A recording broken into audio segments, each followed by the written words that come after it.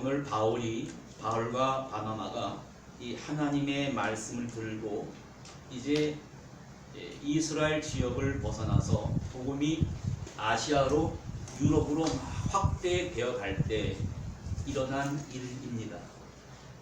사람들은 예나 지금이나 우상을 숭배합니다. 오늘 바울과 바나바와 한 발을 쓰지 못하고 일어나지 못하는 한 장애인을 고치는 이야기를 통해서 사람들이 섬기는 천목시키는 우상 숭배가 도대체 무엇이고 그 우상 숭배가 쫙 무너지는 이야기가 오늘 등장하고 있습니다. 먼저 성경은 우리에게 어떠한 일을 보여주냐면 바울과 바나바가 사람들이 잘 모인 가운데서 하나님의 말씀을 증거하게 됐습니다. 많은 사람들이 바울이 말하는 말씀을 전하는 광경을 쳐다보는 거예요. 그런데 바울이 말씀을 전하다가 어떤 한 사람과 눈이 마주치는데 그 사람을 이렇게 바라보게 됐습니다. 그 사람이 바울을 바라보면서 내가 지금 발도 쓰지 못하고 일어나지도 못하는데 나를 고쳐달라고 한 것이 아닙니다. 예수님이 오셨을 때는 자기의 아픈 문제가 있어요. 자기의 아픈 병이 있습니다. 그걸 막 고쳐달라고 그랬지 않습니까? 이 사람은 가만히 앉아서 사도 바울이 말하는 말씀에 집중을 한 것입니다. 그런데 의학적으로 설명할 수 있는 일이 벌어진 거예요. 그 사람이 삶에 주저앉아서 일어나지도 못하는 사람이 벌떡 일어나서 걷게 됐더라는 것입니다. 이것은 사람들이 의학적으로, 논리적으로, 이성적으로 설명할 수가 없는 거예요. 여러분 오늘 우리가 말씀 듣습니다만 말씀은 지금 우리에게 뭘 제시하냐면 말씀을 받아들이는 한 사람 한 사람의 생각과 마음과 판단이란 도구를 문제 삼고 있습니다. 말씀이라고 하는 것이 각 개인에게 올바로 전달이 되면 그 결과가 달라진다는 거예요. 게으른 사람이 부지런해지고 오늘 내 삶에 정말 아픔이 있어요. 아픔이 있는데 그 말씀이 올바른 통로를 통해서 전달이 되면 그 문제가 해결된다는 것입니다. 그러면 결국 이 걷지 못하는 사람이 어떻게 걷게 됐는가? 그거는 그 사람의 영적인 깨달음을 말하는 것입니다. 그것을 바울을 뭐라 그러냐면은 구원을 받을 만한 믿음이 있는 곳을 보았다 그랬습니다. 성경 영어에는 이렇게 표현되어 있습니다. 고쳐질 수 있는 믿음이 그에게 있는 것을 알았다는 것입니다. 근데 지금도 그렇고 고린도 교회도 그렇고 하나님 말씀을 전하면 사람들이 어떻게 말씀을 받아들이냐면 내 스타일로 받아들이는 거예요. 나는 아볼로 스타일의 설교를 좋아한다고 그래요. 나는 그 예수님의 수제자 스타일이 좋다. 나는 바울이 좋다. 난 이것도 저것도 다 싫고 그리스도 예수님처럼 말하는 게 좋다. 지금 여기 앉아서 바울의 설교 듣는 사람은 내 스타일로 말씀 듣는 게 아닙니다. 내 스타일이 아니라 하나님 말씀을 그대로 정성을 다해 들을 때 바울이 그 사람의 모습을 보니까 저 사람이 갖고 있는 문제가 갖고 있는 아픔이 해결될 만한 믿음이 있다는 것을 알고 성령께서 말씀을 주셨는데 갑자기 큰 소리로 발도 쓰지 못하는 사람에게 일어나 네 발로 걸어라 하는 말을 했을 때 여러분 이 사람은요 3대 관절이 나간 사람이에요. 척추관절이 나가고 무릎관절이 나가고 발목관절이 나간 사람입니다. 사도 바울의 말씀을 듣고 있다가 바울이 일어나 걸어라 하는 얘기를 듣고 발목관절이 막 움직이는 거예요. 무릎관절이 움직입니다. 척추관절이 움직이면서 일어섰습니다. 성경은 과학과 의학의 법칙을 초월하는 하나의 법칙을 이렇게 제시합니다. 구원 얻을 만한 믿음이라는 것은 지금 이 사람의 장애가, 나의 아픔이 고쳐질 만한 그러한 믿음이 어떻게 생기게 되는가, 그걸 지금 묻고 있는 거예요. 그건 공식입니다. 그 답을 로마서 10장 10절에 바울은 이렇게 말합니다.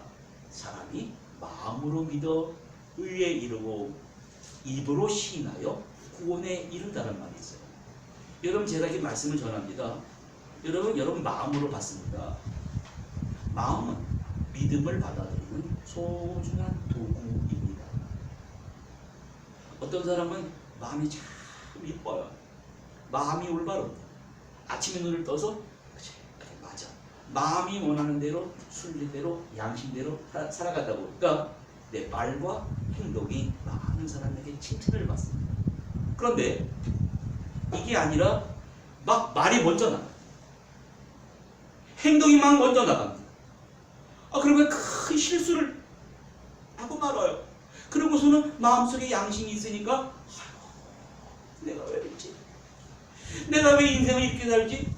그렇게 후회하게 된다는 거예요. 여러분, 마음의 하나님 말씀을 마음이나 소중한 공간으로 받아들일 때 믿음이 생겨나는 것이, 그것이 곧 의라 말합니다. 마음으로 믿어 의에 이룬다라는 거예요. 믿음은 여러분 하나님이 주시는 선물이에요. 마음은 여러분 각자가 다 달라요. 여기 앉아 계신 분, 뒤에 앉아 계신 분, 마음은 주관적으로 움직입니다. 믿음은 하나님의 선물로 위에서 내려올 때 믿음이 내 마음을 터치하면서 올바로 전달이 되면 무슨 일이 벌어지냐면 마음을 찢게 되는 거예요. 하나님 말씀이 마음으로 받아들이게 되면 회개하는 거예요. 여러분, 믿음을 찢는 회개가 들어보셨습니까? 마음을 찢는 회개가 일어나는 거예요. 바울이 바로 그 적을 봤습니다. 저 사람이 말씀을 받는 마음이 너무 이쁜 거예요. 그 사람이 마음으로 믿게 되니까 거기에 뭐가 나타나냐면 righteousness, 의가 나타나는 것입니다. 그리고 입으로 고백한다는 거예요. 입으로 시인하여 구원이라고 하는 것은 내 아픈 문제가 해결되는 거예요. 내 장애가 해결되는 거예요. 여러분, 그런데 이 환자가 일어나 걸어라 했을 때 부정적인 마음과 생각이 없었겠습니까? 있었습니다. 저렇게 말한다고 내 병이 고쳐지겠어? 이런 감정이 있었습니다. 그런데 먼저 마음으로 받아들이고 생긴 의가 이 부정적인 생각과 감정을 눌러버렸습니다. 내 마음속에 항상 부정적인 생각이 올라와요. 나는 안 돼. 내게 내 일이 어디 있어? 그러나 오늘 말씀을 마음으로 믿는 거예요. 마음으로 믿고 의에 이루는 거예요. 이게 바로 영적 질서입니다. 이러한 일이 우리 삶에 나타나야 되는데 우리 생활 속에 복잡한 생활의 패턴들이, 나의 습관들이 나를 확 붙잡고 노예로 질질질질 끌고 다닌단 말입니다. 그래서 나를 생활 속에서 정말 발도 못 쓰는 사람처럼, 일어날 수 없는 사람처럼 그렇게 주저앉아 버리게 된다는 거예요. 성경이 말하는 믿음은 여러분 받아들이는 마음이에요. 내 의지, 내 고집을 관철하는 게 아닙니다. 그것을 예수님이 베드로를 부르실 때 나타나는 거예요. 베드로가 이 어부들은 밤에나 고기를 잡습니다. 밤새도록 고기를 잡았는데 한 마리도 못 잡고 그물을 말리고 있을 때 예수님이 뭐라고 그러셨냐면, 그러니 한 마리도 고기를 못 잡았으니 얼마나 마음이 속이 상하겠습니까? 너무나 마음이 아파요. 베드로이 뭐라 그러냐면 다시 깊은 곳으로 가서 그물을 내려라 그랬습니다. 베드로가 뭐라고 그러냐면 좀 부정적인 생각을 좀 개입했습니다. 내가 밤새도록 고기를 잡았는데 하나님의 아들인 예수님이 다시 그물을 내리라 그러니까 내 감정을 물리치는 거예요. 네? 내 안 된다는 생각을 물리치는 거예요. 입으로 시인하는. 그러나 말씀에 의지해서 그물을 내려보겠습니다. 그래서 베드로가 야고보와 요한과 같이 어떻게 했습니까? 그 그물을 내렸습니다. 어디서 대낮에 고기가 모이질 않습니다. 어디서 모였는지 그물로 잡는데 친구를 오라 그러고 두 배 자기 배가 막 가라앉으려고 그러고. 자, 여기서 중요한 말이 있습니다. 베드로와 요한, 야고보가요 이 모습을 보고 부들부들 떨었어. 너무너무 무서웠어요. 이건 일어날 수 없는 일이에요. 내 생활 속에 일어날 수 없는 일이 벌어지자 예수님이 뭐라고 하시냐면은 누가복음 5장 10절에 무서워하지 말아라. 지금 저 그물에 걸려든 많은 고기를 봤잖아. 내가 앞으로 너를 저렇게 그물에 수많은 고기가 걸려있듯이 사람을 취하는, 사람을 낚는 업으로 만들겠다. 그런데 조건이 있어요. 그냥 만드는 게 아니에요. 시몬을 베드로로 바꿔야 돼요. 그렇죠? 사울은 큰 자였습니다. 교만한 사람이었어요.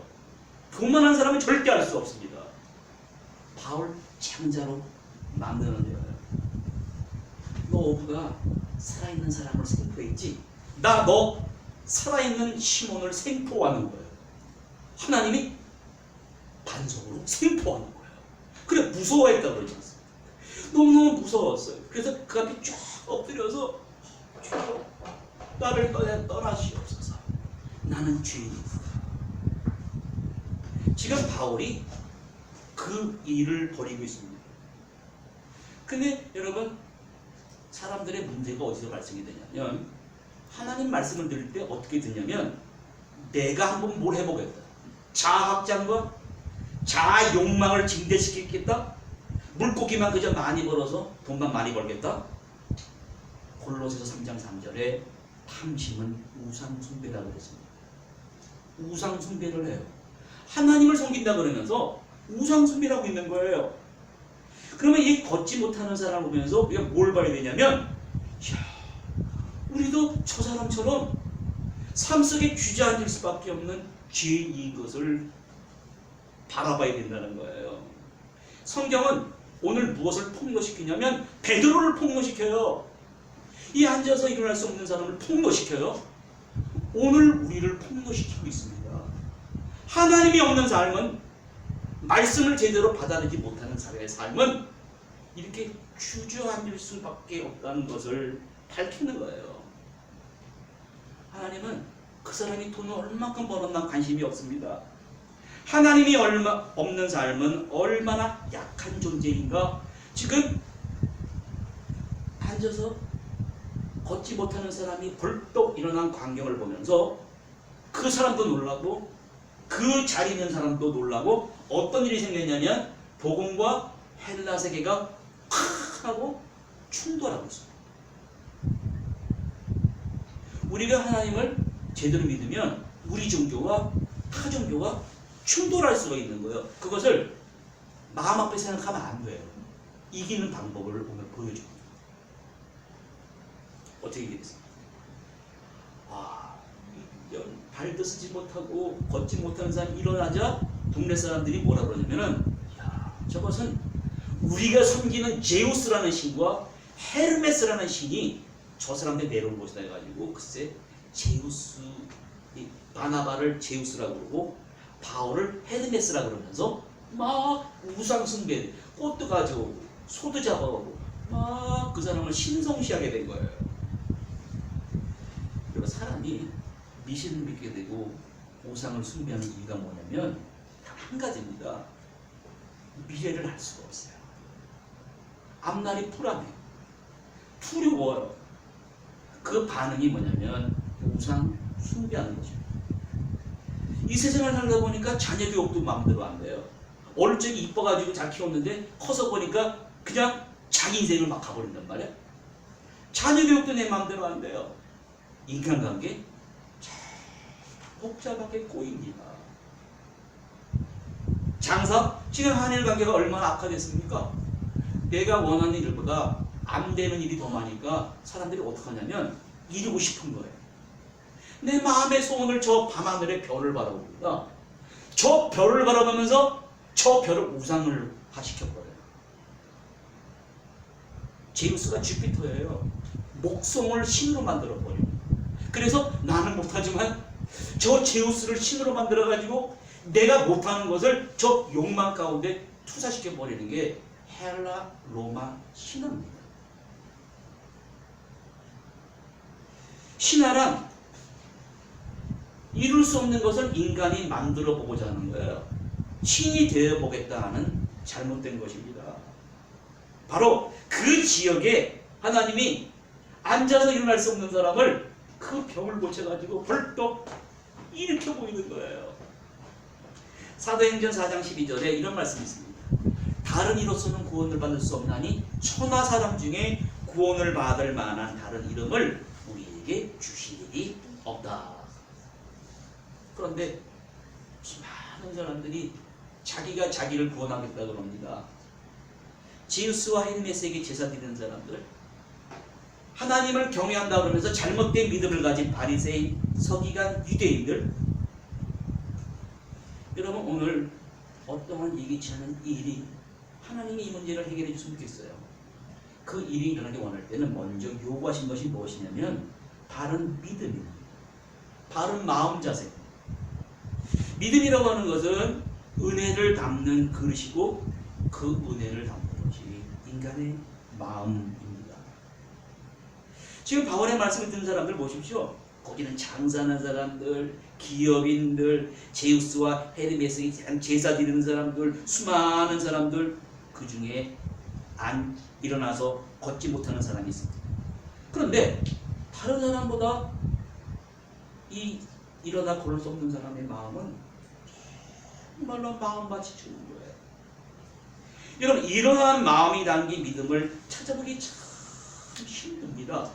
그것이 왜 그러냐면은 다른 것에 심취해서 살아가기 때문입니다. 여러분 한 분 한 분이 내 소중한 인생의 주인공이에요. 삶의 무대의 주인공입니다. 그러나 잘못된 미래의 두려움에 사로잡혀서 발목이 잡혀서 머뭇거리다 되다 보면은 우리 인생이 망쳐버려요. 마르틴 루터는 두 가지를 조심해야 된다는 거예요.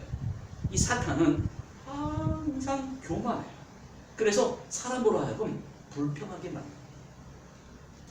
지금 하나님께서는 바울을 통하여 어떤 엄청난 기적을 보이신 다음에 오늘 우리에게 마지막으로 엄청난 교훈을 주시는데, 때로 영광을 사람이 가로채서는 안 된다.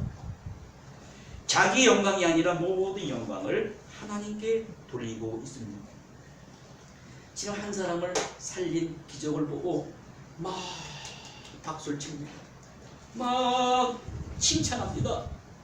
사람을 칭찬하고 보면은 사람은 우쭐해집니다. 그래서 이 두 사도가 어떻게 했냐면 참을 수가 없어요. 옷을 찢고 무리 가운데 뛰어들어가서 막 사람들에게, 여러분, 나는 여러분에게 영광을 받는 신이 아닙니다. 나는 여러분과 똑같은 사람들입니다. 이런 헛된 일을 잘 버려야 됩니다. 그래서 무리를 말려서 여러분 겨우 보세요. 겨우 애써서 이런 우상 숭배하는 사람들은 다루기가 힘들어요. 그러나 결국 바울이 애써서 힘들게 이 사람들을 막았다 그랬어요. 그러면 어떨 때 우리가 애써서 힘들게 우리를 방해하는 사람을 마음을 돌려올 수 있냐면 딱 한 가지입니다. 겸손한 사람입니다. 겸손한 사람. 그런데 사람에게 있어서 이 두 가지 경우가 있는데, 어떨 때 겸손을 잃어버리고 교만하게 되냐면 사람들이 나를 싫어하는 말을 해요. 내가 억울한 소리를 들을 때 사람이 욱하고 올라오면서 자신을 잃어버리게 돼요. 두 번째는 칭찬을 들을 때, 칭찬을 하면 자기가 진짜 칭찬의 주인공인 줄 알고 우쭐해지는 거예요. 바울 보십시오. 여러분, 나는 그런 사람이 아닙니다. 나는 그러한 신이 아닙니다. 사도행전 3장에 나타납니다. 성전 미문에 앉은 똑같이 일어나서 걷지 못하는 사람을 보고 베드로가 고쳤습니다. 많은 사람들이 베드로를 쳐다보는 거예요. 이야, 저 사람 베드로가 뭐라고 그러냐면, 아니 나를 그러한 눈초리로 바라보지 마십시오. 내가 한 것이 아니라 하나님이 하셨습니다. 베드로와 고넬료 관계를 봅니다. 고넬료가 베드로를 보자 어떻게 했습니까? 그 앞에 엎드렸다고 그랬어요. 베드로가 왜 나에게 이러한 행위를 하십니까? 나는 이러한 칭찬을 받을 사람이 아닙니다. 하나님이 나를 통해 하시는 것입니다. 진정한 설득력이란 어디서 나오냐면 겸손한 마음에서 나오는 거예요. 바울은 걷지 못하는 자를 고친 그 영광이 마치 내가 한 것처럼 여기는 일을 나에게 하지 말라. 여러분, 사도 바울은 어떤 사람이었냐면 나의 나됨을 분명히 알았다. 나는 너무나 교만한 사람이야. 내가 자고해 줄 줄 알고 하나님이 나에게 질병을 줬다는 것입니다. 내가 교만해지려고 그러면 내 아픈 질병 받아봤던 육체가 시가 나를 막 괴롭히는, 그래서 내 교만거리가 없어졌다고 하는 것입니다. 많은 사람들이 실수를 하는데 어디서 실수하냐면 믿음이라고 하는 것을 자기가 알고 있는 지식으로 혼동을 합니다. 내가 많이 배운 것만큼, 성경을 아는 것만큼 내가 믿음이 있다고 그러는데 그건 믿음이 아닙니다. 어떤 경우가 또 있냐면 자기의 감정이 막 격해서 막 소용돌이 칠 때 그것이 믿음이라고 그러는데 그건 믿음 아닙니다. 제일 잘못되기 쉬운 게 의지입니다. 자기 의지대로 하면서 자기 고집대로 하면서 믿음으로 산다고 하는 거예요. 그건 믿음 아닙니다. 또 한 가지는 종교생활을 충실히 하는 거예요. 신앙생활을 충실히 하는 거예요. 종교의식에 많이 동참했다고 하는 게 믿음? 그거 믿음이 아닙니다. 성경은 믿음이 뭔가? 믿을 수 있는 것만 받아들이는 것은 신념입니다. 철학입니다. 믿을 수 없는 것을 내 마음으로 믿어야 된다는 거예요. 그래서 의에 이르게 된다는 거예요. 성경은 두 세계를 다룹니다. 여러분, 눈에 보이는 현실의 세계를 다루고 눈에 보이지 않는 세계를 다룹니다. 그러면 여러분 정말 멋있지 않습니까? 눈에 보이는 세계가 아니라 눈에 보이지 않는 그 세계를 들여다보고 그 세계를 내가 가볼 수 있는 방법을 제시해 주고 있습니다. 그 방법이 무엇이겠습니까? 기차 레일이 있습니다. 기차 레일은 평행선입니다. 이건 절대로 만나질 않습니다. 그냥 평행으로 달려가는 거예요. 그런데 이건 기하학의 문인데 그림을 그리는 사람에게서는 아닙니다. 그림을 그리는 사람에게서는 그림 속에 들어가면 평행선이 만나는 지점을 소실점이라고 합니다. 레오나르도 다빈치가 왜 유명한 화가가 됐냐면 거기 그림에 다른 화가들은 소실점이라는 게 없어요. 소실점이 무엇이냐면 3차원의 세계를 2차원에 갖다 놓는 거예요. 예수님을 중심으로 딱 투시 원근법에 의해서 중심을 딱 갖다 맞췄어요. 소실점입니다. 그랬더니 예수님을 중심으로 3차원의 입체의 세계가 그림 속에 그려지게 되는 것입니다. 성경은 오늘 바로 영적인 소실점을 제공해 줍니다. 그런데 눈에 보이지 않습니다. 유대인의 탈무드에 이런 말이 있습니다. 하늘을 나는 독수리는 발자취가 없고 바위를 기어다니는 뱀은 흔적이 없으며 바다를 항해하는 배는 길이 없습니다. 내가 보이지 않는 영의 세계를 내가 아픈 문제가 해결되기 위해서는 이 영적인 소실점을 찾아야 되는데 그게 보이질 않아요. 그런데 성숙한 사람은 볼 수가 있습니다. 그건 어떤 점이냐면 세상의 길과 세상 밖의 길이 교차하는 길입니다. 그런데 내가 좀 더 많이 알아야 되겠다. 돈을 많이 벌어야 되겠다. 더 빨리 해야 되겠다. 이 세상의 이분법을 역행해야 됩니다. 그것이 바로 자기 부정의 세계가 시작되는 소실점입니다. 나를 부인해야 되는 거예요. 주님은 앉아서 일어나지 못하는 사람이 걷게 되는 그 기적을 경험하려면 어떻게 해요? 그만하지 말아야 된다는 거예요. 세상의 이분법을 거스려야 된다는 것입니다. 바울과 바나바가 보여주는 세계가 바로 영적인 질서를 지키고 그 세계로 진입하는 소실점이 되는 것입니다. 자기의 그릇과 자기 생각을 비우고 자기를 부정하는 이 소실점을 통과해야 되는데 주님이 바로 보여주신 것이 바로 십자가입니다. 갈라디아서 2장 2절에 내가 그리스도와 함께 십자가에 못 박혔나니 이제는 내가 산 것이 아니요 내 안에 그리스도께서 사신 것이라. 이제 내가 눈에 보이는 육체 가운데 사는 것은 나를 사랑하사 자기 아들을 버리신 그 믿음 안에서 사는 것이라. 여러분, 가짜 교인이 있고 진짜 교인이 있습니다. 진짜 교인이 되는 방법은 바로 그 영적인 소실점을 넘어가는 것입니다. 그 넘어가는 것이 구원이고 넘어가는 것이 자유라고 합니다. 주님은 오늘 나면서 일어나지 못한 한 사람의 이야기를 통해 말씀하십니다. 이 사람은 앉아서 일어날 수 없는 사람이에요. 주님은 말씀을 통해 마음으로 믿어 의에 이르고 입으로 신하여 고백하여 구원받는 그 사람에게 뭐라 그럽니까? 그대 앞에 자유가 있다. 눈에 보이는 세계를 부정하고 비우는 자는 구원을 얻는다. 자유를 얻는다는 거예요. 오늘 마찬가지입니다. 많은 사람들이 고정관념의 사슬에 매여 있습니다. 교만에서 매여서 벗어나지 못합니다. 새로운 세계가 우리 앞에 쫙 펼쳐져 있는데 이것은 하나님의 성령의 빛에 의해서 비추어져요. 그래서 나 자신을 들여다봐. 그래서 오늘 본문에 도저히 불가능한 기적이 우리 삶에서 벌어지고 있습니다. 오늘 말씀을 통해서 구원받을 만한 믿음이 장애가 고쳐질 수 있는 그 기적이 눈앞에 불가능한 일이 가능할 수 있는 그 믿음을 소유하고 돌아가시는 성도님들 되시기를 간절히 바랍니다. 기도하시겠습니다. 하나님 아버지, 오늘 주신 말씀을 통해 무너진 우상 숭배의 실체를 알게 하여 주시니 감사드립니다.